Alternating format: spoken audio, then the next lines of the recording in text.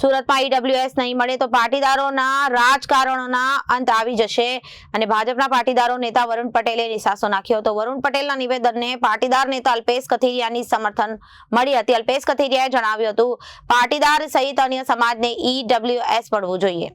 સુરતમાં ઈવીએસ નહીં મળે તો પાટીદારોના રાજકારણો અંત આવી જશે। ભાજપના પાટીદાર નેતા વરુણ પટેલે નિશાસો નાખ્યો હતો। વરુણ પટેલના નિવેદનને પાટીદાર નેતા અલ્પેશ કથિરિયાની સમર્થન। અલ્પેશ કથિરિયાએ જણાવ્યું કે પાટીદારો સહિત અન્ય સમાજને ઈડબ્લ્યુએસ મળવું જોઈએ અને ભાજપમાં અગ્રણી પાટીદારો અનામત આંદોલનના નેતા વરુણ પટેલની સોશિયલ મીડિયા પોસ્ટ કરી છે। તેનામાં અલ્પેશ કથિરિયાએ સૂર પુરાવ્યો હતો અને ઈડબ્લ્યુએસ અનામત મળવું જોઈએ અને મામલે હાઈકોર્ટમાં પિટિશન દાખલ કરાઈ હતી। ઈડબ્લ્યુએસ લાગુ થશે તો સ્થાનિક સ્વરાજની ચૂંટણીમાં લાભ મળશે। વહેલી તકે રાજકારણમાં અનામત મળવું જોઈએ અને પાટીદાર અગ્રણી વરુણ પટેલે સોશિયલ મીડિયામાં કરેલી પોસ્ટમાં કહ્યું હતું, તાજેતરમાં મહેસાણાની દૂધસાગર ડેરીની યોજાયેલી ચૂંટણીમાં ડેરીના મતદારોના લિસ્ટ પ્રમાણે પાટીદારોના પ્રતિનિધિત્વ પર કાતર ફેરવામાં આવી હતી।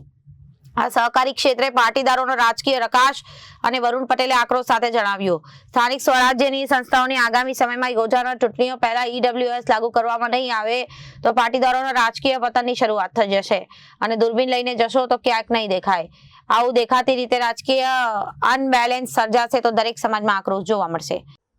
હાલમાં વરુણભાઈએ જે બાબત મૂકી છે મીડિયા સમક્ષ, એમાં બે બાબતોનો સમાવેશ તો દૂધસાગર ડેરીની અંદર 21% પણ વધારે મતદારો હોય અને માત્ર 2 ડિરેક્ટરનો સમાવેશ થયો છે અને સાથોસાથ ભવિષ્યની અંદર 10% ઈડબ્લ્યુએસ લાગુ નહીં થાય તો સમાજને નુકસાન થશે।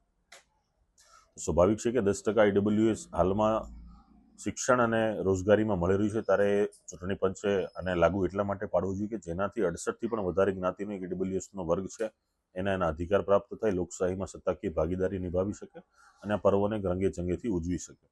વર્તમાનમાં જ્યારે સંપૂર્ણ જે અનામતની વ્યવસ્થા છે એ પ્રથમ વખત સ્થાનિક સ્વરાજની ચૂંટણીમાં લાગુ પડે છે, ત્યારે સાથોસાથ 10% ઈડબ્લ્યુએસનો સમાવેશ થઈ જાય તો ભવિષ્યમાં કોઈપણ પ્રકારના ટેકનિકલી કોઈપણ પ્રશ્ન પણ ન સર્જાય અને દરેક વર્ગને પોતાનું પ્રતિનિધિત્વ મળી શકે। એ માટે ચૂંટણી પંચને પણ અમે રજૂઆતો કરી છે, હાઈકોર્ટમાં પણ દિનેશભાઈ પિટિશન કરી છે અને ભવિષ્યમાં આ બાબતે સુખદ નિર્ણય આવે એવી અમે આશા રાખીએ છીએ।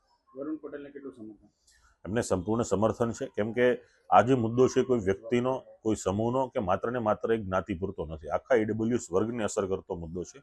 દરેક લોકોને, દરેક સમાજને પોતાનો હક પ્રાપ્ત થવો જોઈએ, એ માટે અમે પ્રયાસ કરતા રહીશું। Bureau report, Janadesh news.